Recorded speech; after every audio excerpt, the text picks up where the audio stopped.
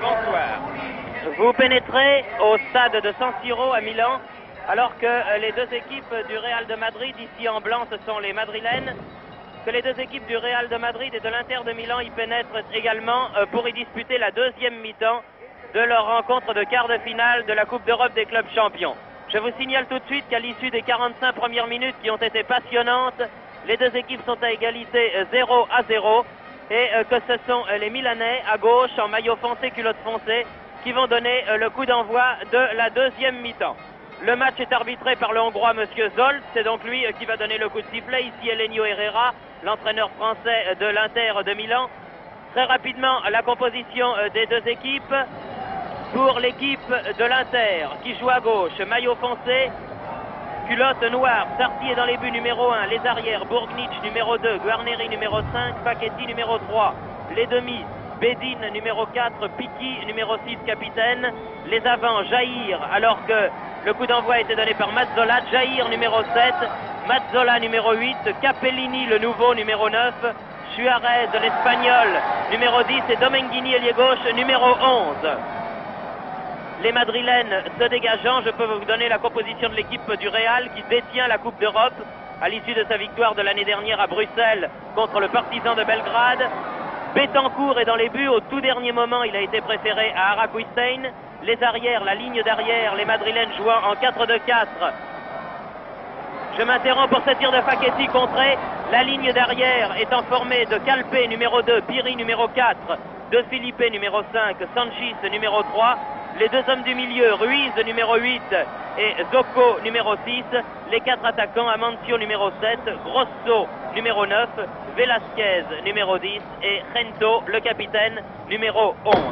Je vous ai dit que nous avions eu une première mi-temps absolument passionnante, un match d'une intensité remarquable.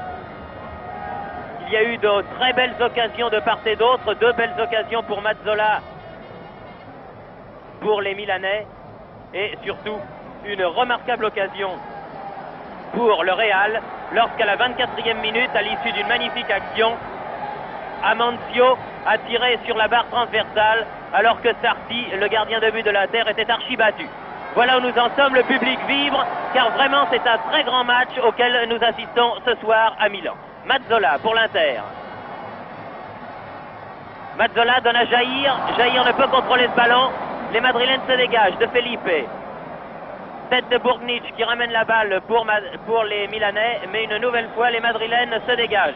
Il est bien évident que le match retour entre ces deux formations ayant lieu le 1er mars prochain à Madrid, un résultat nul serait une excellente performance pour les joueurs du Real. C'est le Brésilien Jair qui a fait la remise en jeu. Donne au milieu pour Guarneri. Guarneri pour la tête de Mazzola. Mazzola qui récupère la limite des 18 mètres, arme son tir, mais hésite trop et une fois de plus le danger est écarté. Piri. Sanchis en retrait à Betancourt.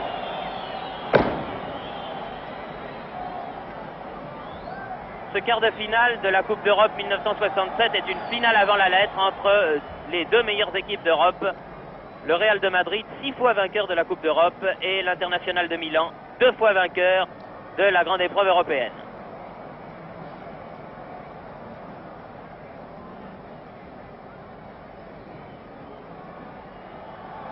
Les Madrilènes gagnent du temps, ce qui n'est pas du goût du public milanais, qui a envahi ce soir San Siro, qui est archi-comble.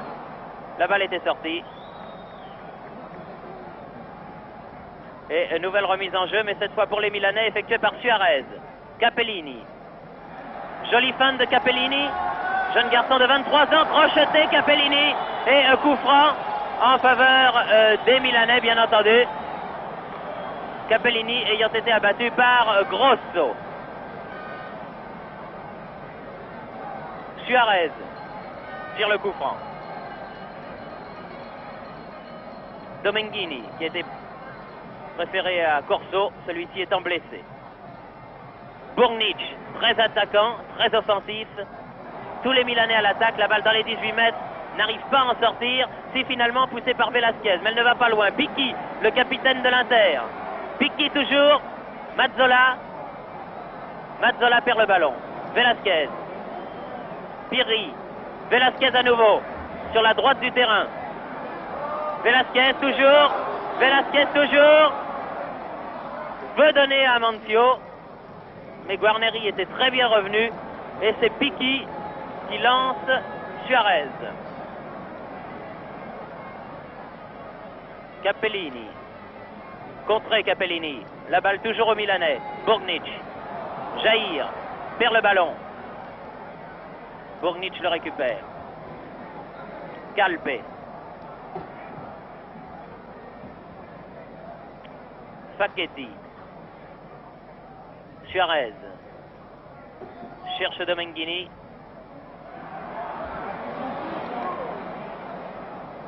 Guarneri, Suarez.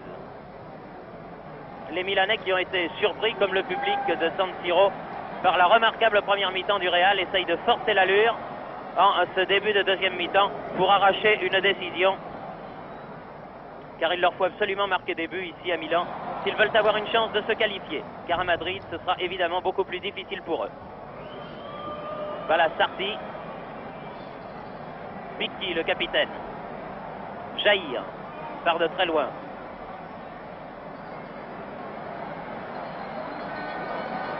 Jair, Mazzola, Jair remet au centre pour Capellini, De Felipe qui essaye d'obtenir un penalty, mais l'arbitre Monsieur Zolt ne s'y laisse pas prendre et donne un corner, ce qui me semble de toute façon beaucoup plus logique, car je ne pense pas que Capellini ait été touché là. Il en rajoute un petit peu.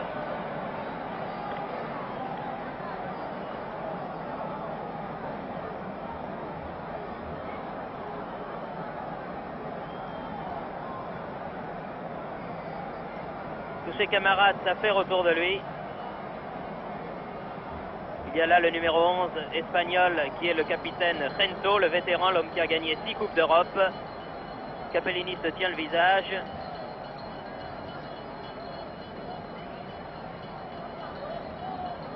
Les joueurs en profitent pour se désaltérer.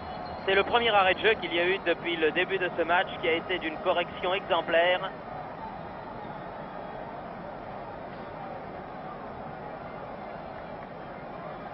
Il y a le numéro 9, Capellini.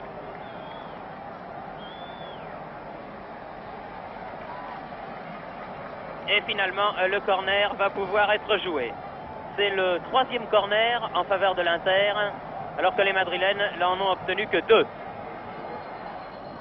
Tiré presque directement, mais bien intercepté, vous l'avez vu, par Betancourt, le gardien de but du Real.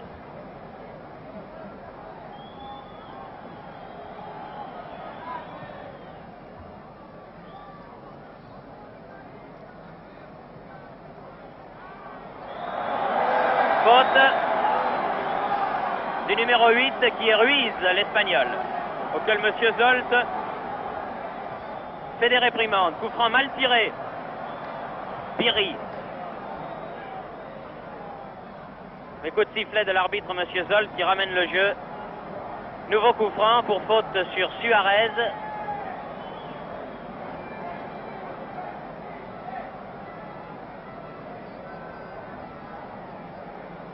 Coup franc à une trentaine de mètres du but de Betancourt, donné par Suarez. Dégagement de la tête, balle récupérée acrobatiquement par Mazzola, tir de Capellini. Balle toujours milanaise et dégagée finalement. Amancio en contre-attaque. Amancio en contre-attaque toujours. Aux prises avec Guarneri. Repique au centre, mais Piqui est là.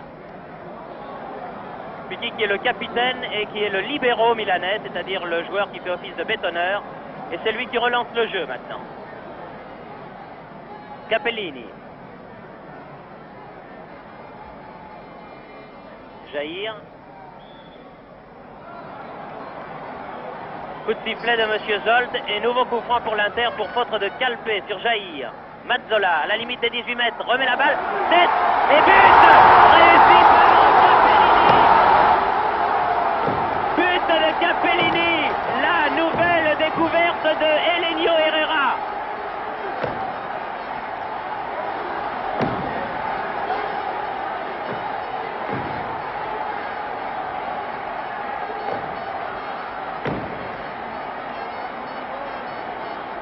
sur ce coup franc de Jair. Capellini de la tête à la 54e minute ouvre le score et permet à l'Inter de Milan de mener par 1-0. Un très joli coup de tête de ce jeune garçon de 23 ans qui mesure 1,70 m pour 68 kg, qui est issu d'une famille pauvre et qui est la